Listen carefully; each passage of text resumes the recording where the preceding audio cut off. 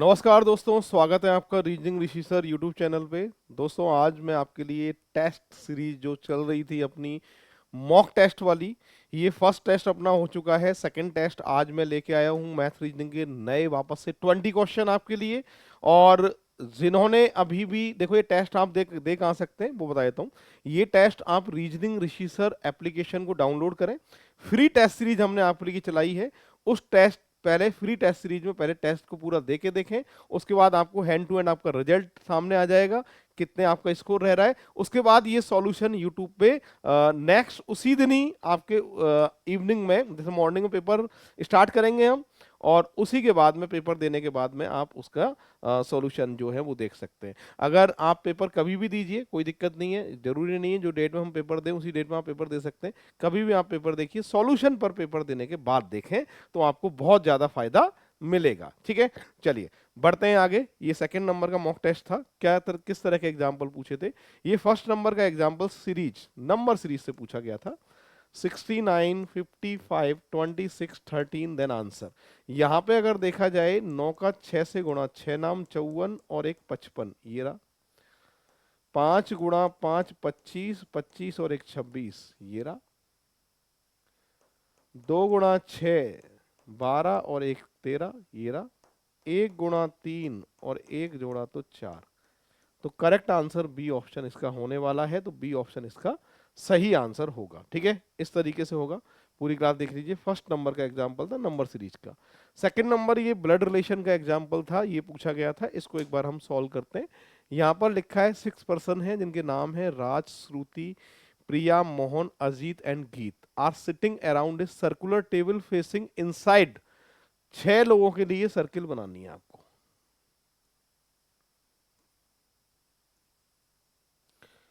Right का left होगा और लेफ्ट का राइट होगा। ठीक है, आपसे कह रहा है Mohan is second from Priya's right, मतलब प्रिया के दाईं ओर दूसरे पर मोहन है। तो सबसे पहले प्रिया। ठीक है भाई, प्रिया के दाएं दूसरा कौन है? Mohan is second to the right, तो प्रिया फर्स्ट सेकंड, यहां पर मोहन। ठीक है, आगे लिखा है and Priya is third from Raj left, यानी राज के बाईं तीसरे स्थान पर प्रिया है। तो यहां पर बच्चों में राज लिख देता हूं, पहली दूसरी तीसरी, बाएं तीसरे स्थान पर प्रिया है। ठीक है, Ajit is second from Mohan's right, यानी मोहन के दाईं ओर दूसरे स्थान पर अजीत है। मोहन के दाएं दूसरा, पहला दूसरा, यहां पर कौन आ जाएगा साहब? ये लिखा है अजीत। ठीक है, आगे लिखा है गीत इज नॉट मोहन नेवर, मतलब मोहन की पड़ोसी नहीं है गीत। तो गीत यहां नहीं आएगी, गीत को यहां लिख देते हैं। बोलो सही है। बचा कौन है? श्रुति। कौन बचा है? श्रुति। तो श्रुति को यहां लिख देते हैं हम। ठीक है, आपसे पूछ रहा है who is fourth to the right of Geet, Geet के दाएं तीसरे स्थान पर कौन है? तो पहला दूसरा तीसरा चौथा कौन है भाई? राज। तो बी ऑप्शन जो है इसका करेक्ट आंसर माना जाएगा। ठीक है, जिन्होंने अभी तक वीडियो को लाइक नहीं किया है वो फटाफट से वीडियो को लाइक कर दें, शेयर कर दें। ये सेकंड नंबर का एग्जाम्पल था और रीजनिंग ऋषि सर नाम से हमारी एप्लीकेशन है, इसको आज ही आप डाउनलोड कर लेंगे। चलो अगला एग्जाम्पल आ रहा है। अगला एग्जाम्पल आपके सामने आ रहा है। थर्ड नंबर का एग्जाम्पल है Bimal face towards north turning his right. इसका फेस तो नॉर्थ में है पर दाईं ओर घूम रहा है। ठीक है, तो यहां से और 25 मीटर जा रहा है। ठीक है, आगे लिखा है ही then turn his left and walk 30 metre. Left turn करता है, 30 मीटर वॉक करता है। Next he move 25 metre after turning his right. ठीक है भाई, दाईं ओर घूमकर 25 जाता है। उसके बाद में क्या लिखा है? आफ्टर टर्निंग हिज राइट ही turn his right again walk 55। 55 जाता है, यहां से 55 मान लेते हैं। ठीक है, दाईं तरफ घूम के उसके बाद में फिर राइट टर्न करता है और कितना जाता है? 40 मीटर जाता है। 40 के लिए ये 50 थोड़ा लंबा कर लेते हैं और 40 जो है वो यहां तक मान लेते हैं। आपसे पूछा गया है in which direction is he now from his starting point, starting point से वह किस दिशा में है, ये साउथ होता है, ये ईस्ट होता है, साउथ ईस्ट, साउथ ईस्ट की बात करें तो डी ऑप्शन जो है इसका करेक्ट आंसर माना जाएगा। ये इसका डायग्राम है और इस तरीके से सॉल्व होगा, डायरेक्शन टेस्ट का एग्जाम्पल था। थर्ड नंबर पे, फोर्थ नंबर पे क्या है, ये कोडिंग डिकोडिंग आ चुकी है अपनी, चाइनीज कोडिंग आ चुकी है। अब देखो, इधर वाले को अंडरलाइन, इधर वाले को खाली, इधर को अंडरलाइन, इधर वाले को खाली, इधर को अंडरलाइन, इधर मैंगोज का कोड पूछ रहा है आपसे। अच्छा, मैंगोज का नहीं पूछ रहा, रिप का पूछ रहा है। तो ये आपको जो दिखाई दे रहा है वो कौन से पे दिखाई दे रहा है, सबसे पहले तो हम अपन ये देख लेते हैं। तो ये जो दिखाई दे रहा है मुझे थर्ड नंबर पे दिखाई दे रहा है, तीसरी लाइन को नहीं छोड़ना है। सबसे पहले पहले दूसरे की अगर बात करूं तो 7 कॉमन दिखाई दे रहा है। फर्स्ट और सेकंड की अगर मैं बात करूं तो गुड जो है मुझे कॉमन दिखाई दे रहा है। सेकंड और थर्ड की बात करूं तो मुझे यहाँ से सेकंड और थर्ड में कुछ भी कॉमन दिखाई नहीं दे रहा है। फर्स्ट और थर्ड में 3 कॉमन दिखाई दे रहा है। फर्स्ट और थर्ड में 3 और 4 दोनों कॉमन दिखाई दे रहे हैं। तो 3 और 4 कॉमन दिखाई दे रहे हैं। तो एक तो मैंगोज और एक आर, ये दोनों कॉमन है, ठीक है। तो रेप का जो कोड बचा है वो क्या बचा है आपके सामने, जो है वो खाली, वो क्या है 9, यानी ऑप्शन जो है ए ऑप्शन इसका करेक्ट आंसर माना जाएगा। एक तो तरीका ये होता है, इसको लिख लो आप, ठीक है, पहले लेफ्ट में लिखो, फिर राइट में लिखो, फिर कॉमन देके कोड निकालो। एक डायरेक्ट भी लाइन खींच के जैसे मैंने सॉल्व किया है वैसे आप इसको सॉल्व कर सकते हैं। करेक्ट आंसर आएगा 9। फोर्थ नंबर का एग्जाम्पल था, ये कोडिंग डिकोडिंग से था। यहाँ पर ये डायग्राम बना के दिया था, स्टूडेंट के लिए जो है रेक्टेंगल है, म्यूजिशियन के लिए जो है वो ट्राइंगल है, प्लेयर के लिए ये है। Which area represent the student who are musician but not player, जो संगीतज्ञ विद्यार्थियों को प्रदर्शित करता है परंतु खिलाड़ियों को नहीं प्रदर्शित करता है, वो कौन है। तो स्टूडेंट म्यूजिशियन होने चाहिए, स्टूडेंट म्यूजिशियन में आर और क्यू कॉमन है, पर मना कर रहा है प्लेयर नहीं होना चाहिए, तो आर नहीं होना चाहिए, तो फिर आंसर क्या है बच्चों, क्यू। तो डी ऑप्शन जो है इसका करेक्ट आंसर आएगा, क्योंकि मना जो कर रहा था वो किसकी मना कर रहा था, ये आपसे प्लेयर नहीं होना चाहिए, खिलाड़ी नहीं होना चाहिए। तो आर और क्यू कॉमन के अंतर्गत थे ट्राइंगल में और रेक्टेंगल में, बट स्क्वायर की मना कर रहा है, आर नहीं होना चाहिए, इसलिए आंसर डी आएगा। 6 नंबर का एग्जाम्पल ये है, a family has 8 member is the mother of F and G. E जो है एफ और जी की माँ है,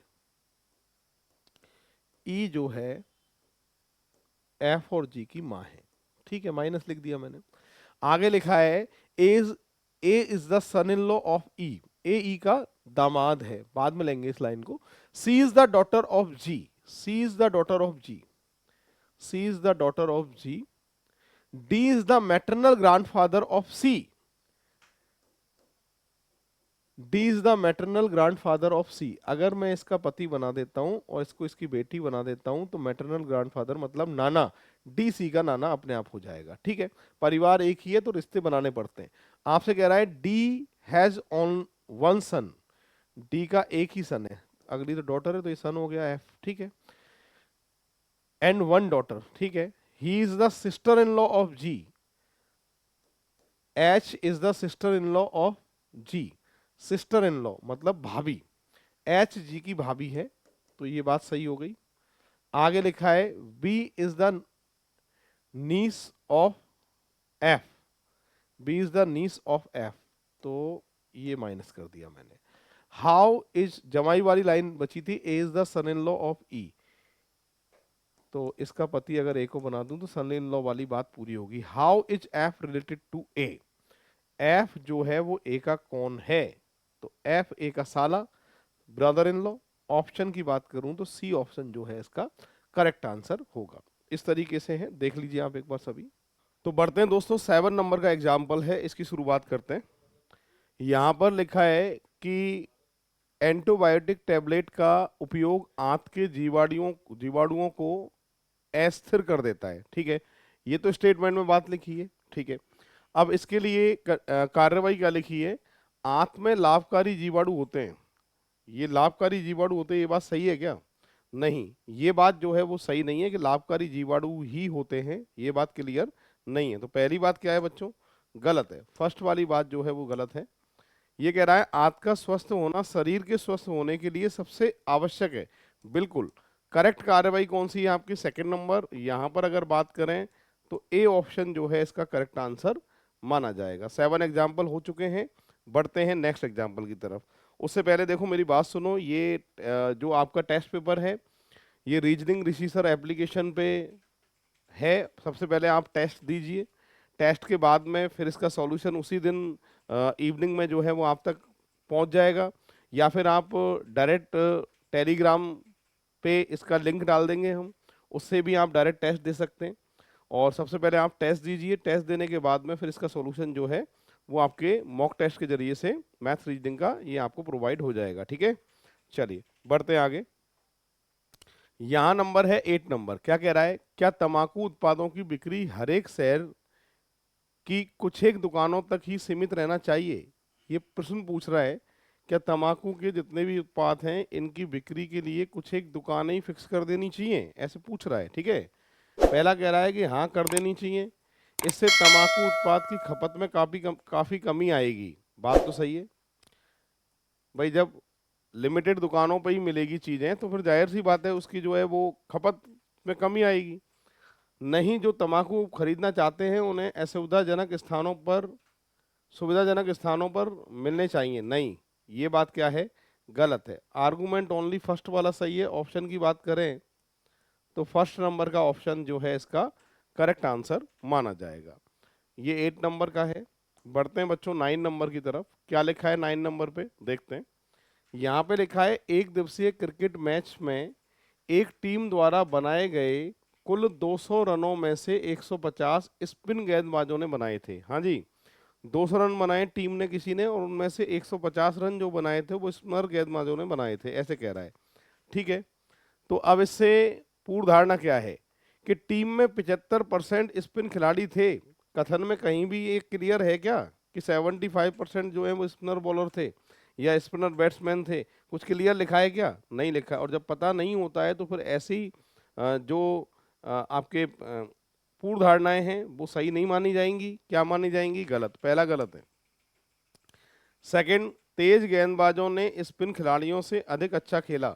कहीं भी यहाँ ऐसा लिखा है कि तेज गेंदबाजों ने अच्छा खेला स्पिनरों से? नहीं, तो ये बात भी क्या है? गलत है। फिलहाल पहली पूर्व धारणा गलत है और दूसरी भी पूर्व धारणा गलत है। दोनों ही पूर्व धारणा जो है वो गलत है। ऑप्शन की बात करें तो डी ऑप्शन, कोई भी पूर्व धारणा प्रभावशाली नहीं है। तो करेक्ट आंसर आप यहाँ देके आएंगे डी ऑप्शन। डी ऑप्शन आपका सही आंसर होगा। बढ़ते हैं बच्चों आगे अगले एग्जाम्पल की तरफ। क्या लिखा है? सभी चिकित्सक बहुत बुद्धिमान होते हैं। सभी चिकित्सक जो हैं वो बहुत बुद्धिमान होते हैं, ऐसा लिखा है। मैंने कहा था कथन में जो लिखा है वो बात 100% सही मानी जाएगी जब भी ये कथन निष्कर्ष की बात होती है। तो जूही द्वितीय वर्ष मेडिकल की पढ़ाई कर रही है। जूही नाम की कोई लड़की है, ये द्वितीय वर्ष की मेडिकल की पढ़ाई जो है वो कर रही है। ठीक है, मान लेते हैं। अब फर्स्ट में क्या लिखा है? जूही बहुत बुद्धिमान है। यस, कथन के अकॉर्डिंग ये बात सही है। क्यों सही है? क्योंकि लिखा है सभी चिकित्सक बहुत बुद्धिमान होते हैं और जूही द्वितीय वर्ष मेडिकल की पढ़ाई कर रही है, और इसलिए जूही क्या है? बुद्धिमान है। जूही का भविष्य उज्जवल है वो हमें पता नहीं है, इसलिए सेकंड वाली बात गलत है। ओनली फर्स्ट वाली बात सही है। तो यहाँ पर आंसर जो है वो सी ऑप्शन इसका सही आंसर आएगा। बढ़ते हैं आगे। अगला एग्जाम्पल है 11 नंबर का एग्जाम्पल है। क्या कह रहा है देखो, यहाँ पर लिखा है 125 जो हैं वो क्यूब हैं, उनको मिलाकर घनाकार रूप में व्यवस्थित किए गए हैं। कितने घन हर पास अन्य घरों से घिरे हुए हैं, ये पूछ रहा है। तो एक तो कुल घनों की जो संख्या दे रखी है इसमें वो 125 है।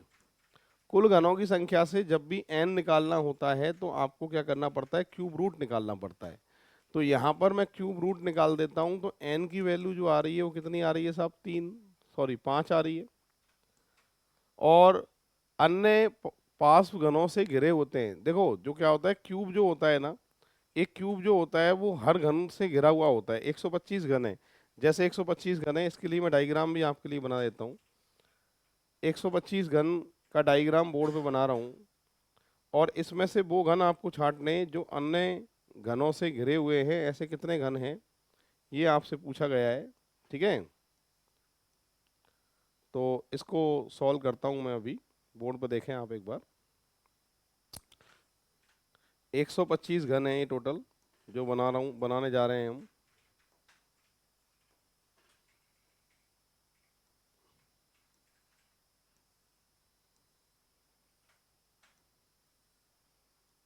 ठीक है, ये देख लो 125 घन बना दिए मैंने बोर्ड पे आपके लिए।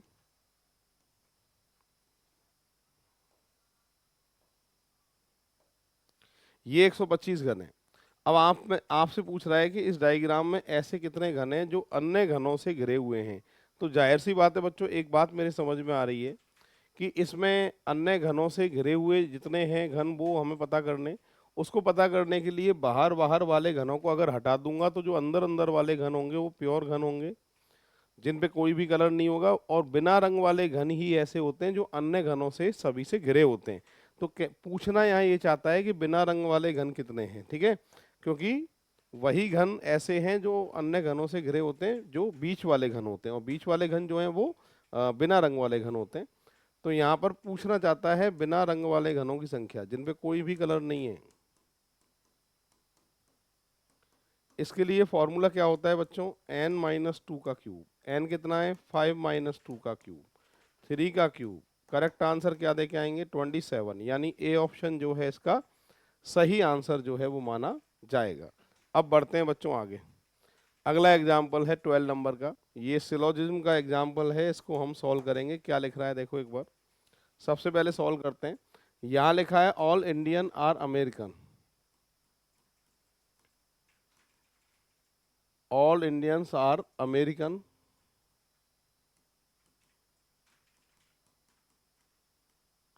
फिर लिखा है some Chinese are American. Chinese जो है वो यहाँ आ गए, some Chinese are American. All Chinese are Russian. Chinese जितने भी हैं वो क्या हैं, रशियन हैं। ये आपके डायग्राम बन चुका है। अब इसी डायग्राम को देख के कौन सी बात सही है कौन सी गलत है वो मुझे पता करना है।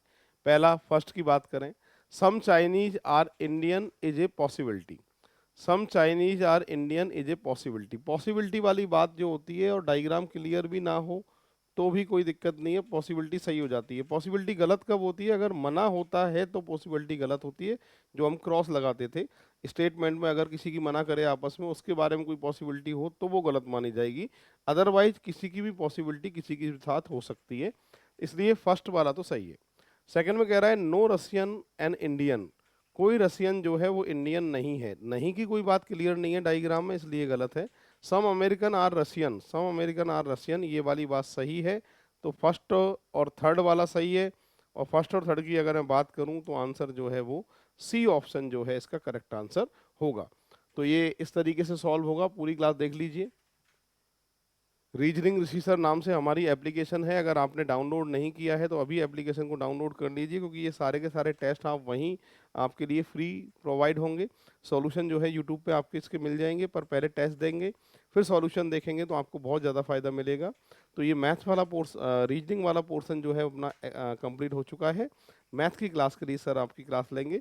आज यही इजाज़त चाहते हैं। राधे राधे दोस्तों, स्वागत है आप सभी का आपके अपने परिवार रीजनिंग ऋषि सर एप्लीकेशन में। आज की क्लास में हम टेस्ट पेपर 2 डिस्कस करने वाले हैं। जो भी हमारा आरएस 2024 प्री को लेकर टेस्ट सीरीज चल रहा था उसके टेस्ट पेपर 2 को हम देखने वाले हैं, और उसमें जो मैथ्स के क्वेश्चंस आए हैं उनके सॉल्यूशन को हम देखने वाले हैं। ठीक है, चलिए सेशन की तरफ बढ़ते हैं, देखते हैं पहला जो क्वेश्चन था वो कैसा था टेस्ट नंबर 2 में मैथ का। क्वेश्चन किससे है, तो रेशियो से है। क्वेश्चन क्या कह रहा है कि एक स्कूल में 3/8 छात्रों में से लड़कियां और बाकी लड़के हैं। फिर क्या कह रहा है, लड़कों की संख्या का 1/3 10 वर्ष से कम है और 2/3 लड़कियों की संख्या भी 10 वर्ष से क्या है, कम है। आगे क्या कह रहा है, यदि 10 या उससे अधिक वर्ष की आयु की छात्रों की संख्या कितनी है, 260, तो आपको बताना है स्कूल में लड़कों की संख्या कितनी होगी। देखो शॉर्ट एंड सिंपल तरीका समझाता हूं आपसे। ये कह रहा है कि टोटल का 3/8 टोटल स्टूडेंट है, तो मुझे तो टोटल का 3/8 क्या है, लड़कियां हैं। तो मुझे एक बात बताओ, यहां से मैं ये डिसाइड कर सकता हूं कि 3 लड़कियां होंगी 5 लड़के होंगे, तभी तो टोटल क्या होगा, 8 होगा। हाँ या ना, 3/8 लड़कियों का मतलब लड़कियां 3 लड़के कितने, 5, टोटल कितने, 8। ठीक है, अब मुझसे क्या कह रहा है कि जो 10 वर्ष से कम वाले हैं 10 वर्ष से कम वाले टोटल 1/3 लड़के हैं, ठीक है, और 10 वर्ष से कम वाली 2/3 क्या है, लड़कियां हैं। तो किसका, तो टोटल का। तो मुझे एक बात बताओ, क्वेश्चन में दिया यदि 10 या उससे अधिक वर्ष के आयु की छात्रों की संख्या कितनी है, 260, तो रेशियो भी इसका ही निकालना होगा। मैं सिंपल कहूंगा कि मोर देन 10 ईयर वाले जो गर्ल्स है और जो बॉयज हैं उनका रेशियो निकाल लेते, क्योंकि टोटल वैल्यू उसी का दिया हुआ है। तो मुझे एक बात बताओ, लड़कियां टोटल कितनी हैं, 3 के अनुपात में। मुझसे कह रहा है कि 10 वर्ष से कम वाली लड़की कितनी है, तो 2/3 है। तो आप कहोगे कि अगर 2/3 10 वर्ष से कम वाली है तो 10 वर्ष से अधिक वाली लड़कियां कितनी होंगी, 1/3। तो किसका, टोटल लड़कियों का 1/3। वैसे ही मैं बॉयज की बात करूं तो टोटल बॉयज कितने हैं, 5। और क्वेश्चन में कह रहा है कि 10 वर्ष से कम वाले लड़के कितने हैं, तो 1/3 है। 1/3 का मतलब 1/3। तो 10 वर्ष से कम वाले 1/3 हैं, तो 10 वर्ष से अधिक वाले क्या होंगे, 2/3, 2/3। 3 में से 1 घटाया, 2/3। तो आपने कहा कि 5 का 2/3 क्या है, तो भैया लड़के हैं। कौन से, तो 10 या 10 से अधिक वर्ष वाले। अब इनको चाहो तो सरल कर लो, देखो ये 3 से 3 कट जाएगा, ये वैल्यू 1 आया और ये वैल्यू कितना आएगा, 10/3। अब एक चीज का ध्यान देना कि रेशियो को सरल करना पड़ेगा। तो सरल करने के लिए देखो इनके बेस में क्या है, तो यहाँ 1 है, यहाँ 3 है। तो इस 1 और 3 का एलसीएम ले लो। तो बताओ 1 और 3 का एलसीएम कितना होगा, 3।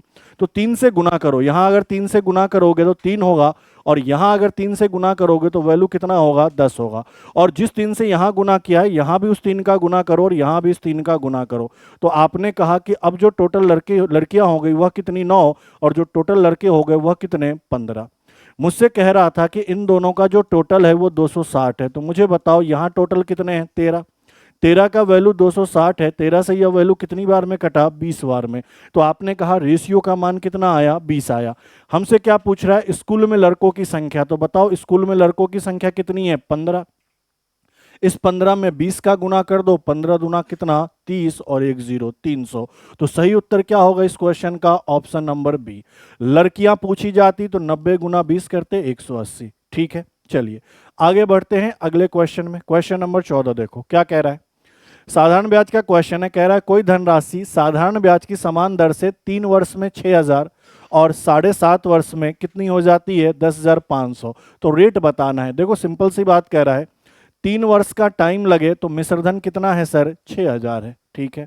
और 7 सही 1/4 वर्ष, सॉरी 1/2 वर्ष, 7.5 वर्ष की बात करें तो टोटल मिश्रधन कितना है, 10,500 है।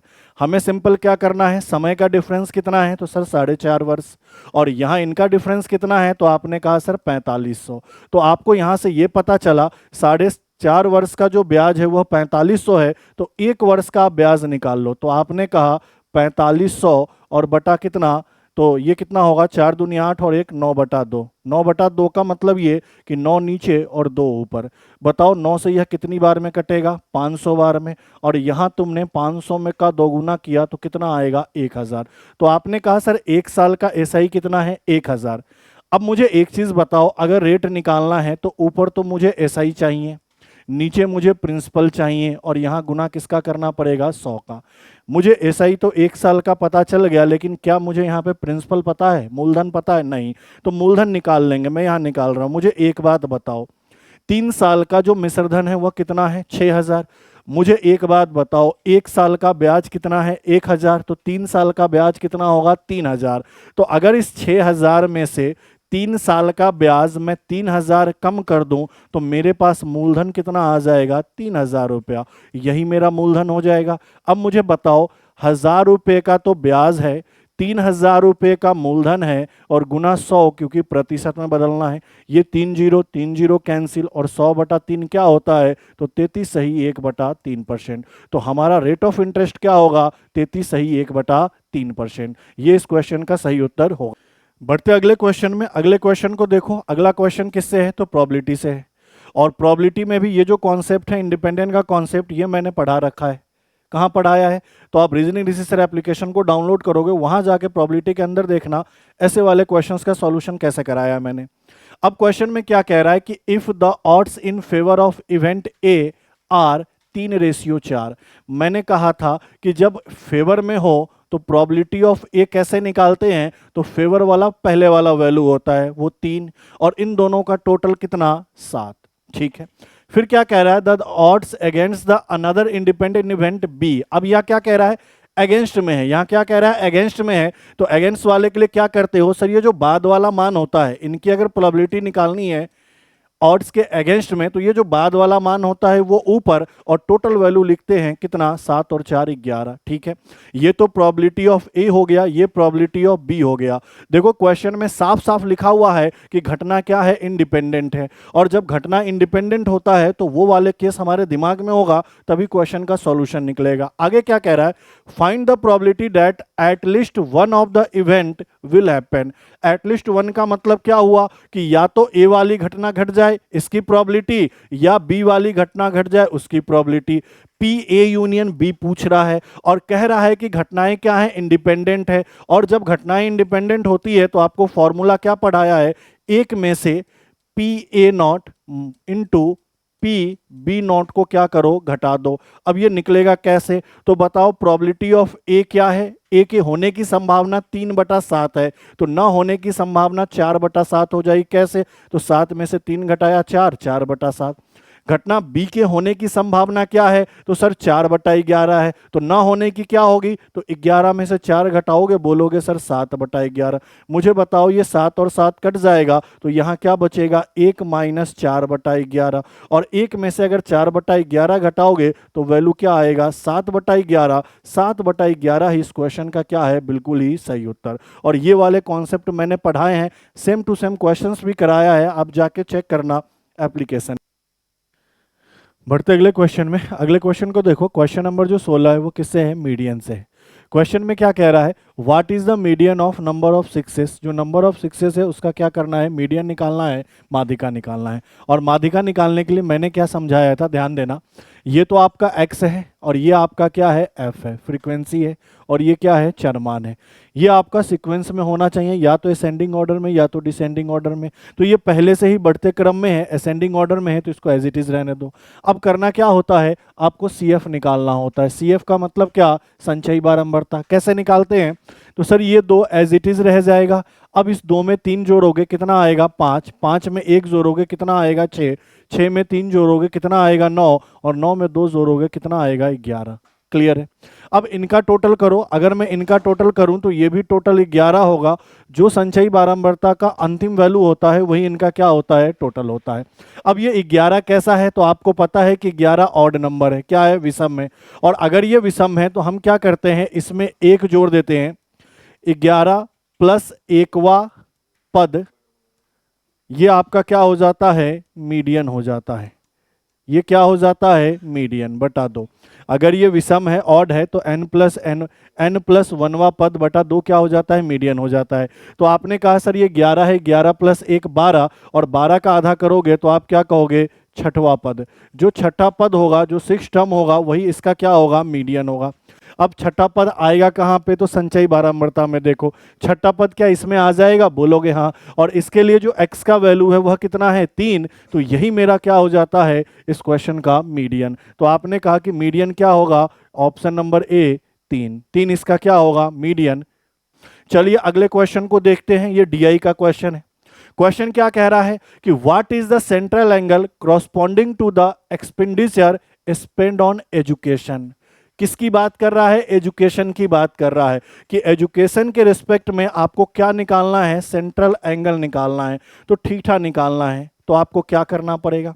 आपने कहा कि सर एजुकेशन को देखा जाए तो एजुकेशन का डेटा कितना है, 5425, और बटे में मुझे क्या रखना पड़ेगा, सर ये टोटल वैल्यू।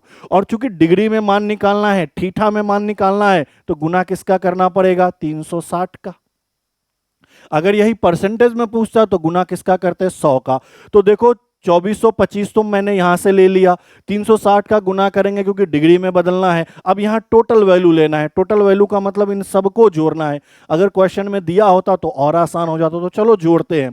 देखो एक एक करके जोड़ो, ये 5000 और ये 5000, 10,000, ये 6000 और ये 4000, 10,000, 10 और 10 कितने, 20, और ये 7 और 6 कितना, 13। तो आपने कहा 20 और 13 कितना, 33,000, तो ये हो गए। ठीक है, अब मुझे यहां बताओ ये 400 है या ना, ये 400 और ये 200, तो 4 और 2 कितने 600, ये 200 और 100 ये कितने 300, ठीक है। ये 6 और 3 कितने 9, और ये 4 और 5 कितने 9, 9 और 9 कितने 18, ठीक है 1800 ये हो गए। अब बताओ 25 और ये 50, तो ये 75 और ये 25, तो ये तीनों मिलाकर कितने हो गए 100, 75 और 25 100, तो ये कितने 200, 100 और 100 200, इनको जोड़ लो 0 0 0, ये 5 और ये 3, तो इन सबका जो टोटल है वह कितना आएगा सर 35,000 आएगा। अब इनको कैलकुलेट ही तो करना है, चलो कैलकुलेट करते हैं सर। ये 0 से 0 काट देते हैं, बिल्कुल 5 से काट दीजिए सर 700 बार में, ठीक है। 5 से इसको काटे एक बार में, फिर 8 बार में, ठीक है, और फिर कितनी बार में 5 बार में। वापस ये वैल्यू कट जाएगा, बताओ किससे कट जाएगा, 7 से काट दूं मैं कितनी बार में 100 बार में, और इसको काट दूं 7 दूनी 14, नहीं नहीं कट पाएगा, ठीक है। तो एक काम करो ऐसे कर लो,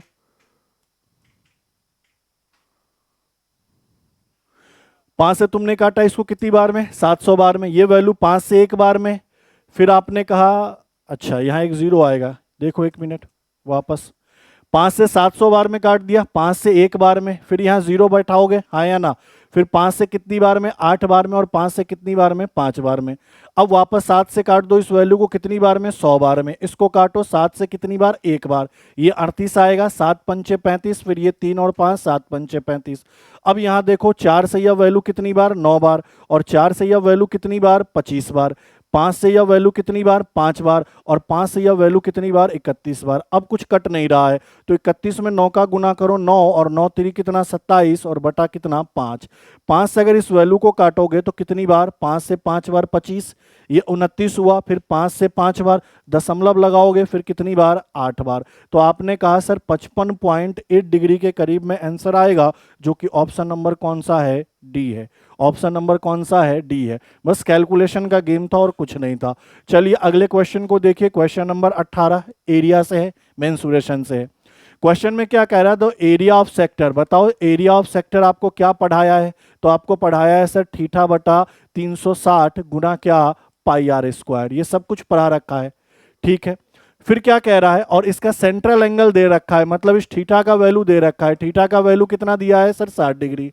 फिर क्या कह रहा है, सरकमफ्रेंस ऑफ सर्कल, बताओ सरकमफ्रेंस क्या होता है, परिधि क्या होता है सर 2 पाई आर होता है। तो आपको क्या कह रहा है, ए का मान बताओ, किसका मान बताओ, ए का मान बताओ। तो मुझे एक चीज बताओ, थीटा कितना है 60 बटा कितना सर 360 गुना कितना पाई आर स्क्वायर। मुझे एक बात बताओ, यहां से आर का वैल्यू मैं क्या लिख सकता हूं, सी बटा 2 पाई, बोलो हाँ या ना। तो एक काम करो, क्या करोगे काम, कि आप इस आर स्क्वायर के जगह वैल्यू क्या पुट कर दो, तो आपने कहा सर सी बटा 2 पाई इसका स्क्वायर। क्लियर है। बताओ 60 से कितनी बार 6 बार, यहां मैं देखूं तो 1 बटा 6 गुना कितना पाई, सी का स्क्वायर सी स्क्वायर, और इसका स्क्वायर करोगे तो 4 और पाई स्क्वायर, पाई से पाई कैंसिल हो जाएगा, तो ऊपर बचेगा सी स्क्वायर, नीचे 6 चौका 24 और एक क्या बच जाएगा पाई। तो एरिया क्या होगा, सी स्क्वायर बटा 24 पाई, जो कि अपना ऑप्शन नंबर कौन सा है, सी इसका करेक्ट आंसर है। क्लियर है। चलिए आगे बढ़ते हैं, अगले क्वेश्चन को देखो। परसेंटेज का बेसिक क्वेश्चन है। परसेंटेज का कैसा है, बेसिक क्वेश्चन। क्वेश्चन में क्या कह रहा है, किसी वस्तु की कीमत में R% की वृद्धि कर दी, तो भैया पहले 100 था तो R% बढ़ जाएगा, तो 100 प्लस R हो गया। बाद में कह रहा R% की कमी कर दी, तो भैया अगर 100 था R% कम कर दोगे तो 100 माइनस R हो जाएगा, हाँ या ना। अब क्या कह रहा है कि जो नवीनतम कीमत है वह कितनी है, एक रुपए, मतलब बाद वाली कीमत कितनी है 1 रुपए। तो हमें वास्तविक मूल्य बताना, मतलब पहले वाला बताना है। तो बताओ ये इनिशियल है और ये फाइनल है, इनिशियल वैल्यू कितना होगा, तो 100 में 100 का गुना 10,000, और इन दोनों को गुना करोगे तो a प्लस बी और a माइनस बी, मतलब a square minus B square. तो 100 का स्क्वायर कितना सर 10,000, और r का स्क्वायर कितना r स्क्वायर, इसका वैल्यू कितना दिया है सर 1। तो मुझे बताओ इससे इसको काटना है तो कितनी बार में ये वैल्यू कट जाएगा, तो 1 बटा 10,000 माइनस आर स्क्वायर, यही मेरा रेशियो का मान।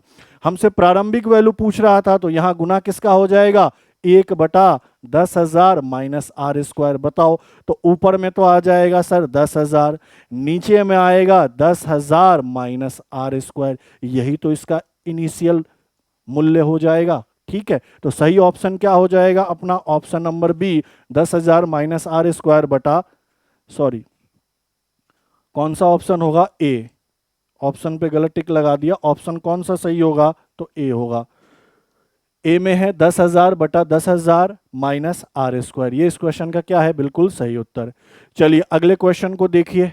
अब ये जो क्वेश्चन है ये किसका क्वेश्चन है? तो कॉम्बिनेशन का, प्रोबेबिलिटी परम्यूटेशन कॉम्बिनेशन का क्वेश्चन है। अब इसमें भी अगर आपको चीजों का पता हो, क्या पता हो, तो मैंने कहा कि ऐसे वाले क्वेश्चन में आपको डिवीजन और डिस्ट्रीब्यूशन का पता होना चाहिए। डिवीजन और डिस्ट्रीब्यूशन का पता होना चाहिए। क्या होता है नहीं होता है सब कुछ पढ़ा रखा है। कहाँ पढ़ा रखा है? तो रीजनिंग रेसिसर एप्लीकेशन, उसको डाउनलोड करो, वहां जाओ, प्रोबेबिलिटी के अंदर जाओ, परम्यूटेशन कॉम्बिनेशन अलग से पढ़ाया है, उनके अंदर ये आपको कॉन्सेप्ट पढ़ाया है, डिवीजन और डिस्ट्रीब्यूशन। क्वेश्चन में क्या कह रहा है कि 52 पत्तों के एक पैकेट को 4 खिलाड़ियों के बीच बराबर बराबर कितने तरीके से बांटा जा सकता है? देखो मैंने कहा था वहां पे कि डिवीजन है तो ग्रुप में बांटना है, और अगर बॉयज में या गर्ल्स के बीच में बांटना है तो हमेशा डिस्ट्रीब्यूशन लगता है। तो बताओ कितने पत्ते हैं? सर 52 है। कितने के बराबर बराबर भागों में बांटना है? 4 बराबर भागों में बांटना है। तो कितने कितने में बटेंगे? 13, 13 और 13। इस 52 को 4 बराबर भागों में बटोगे तो 13, 13, 13 और 13। अब इसको लिखने का तरीका क्या होता है? इसको लिखने का तरीका क्या समझाया? सर जितने पत्ते हैं टोटल उतने फैक्टोरियल। 4 बराबर भागों में बटे हैं, 13, 13, 13, तो 13 फैक्टोरियल गुना 13 गुना 13 गुना 13। 13 को 4 बार लिखोगे फैक्टोरियल के अंदर, इसका मतलब 13 फैक्टोरियल का पावर कितना? 4।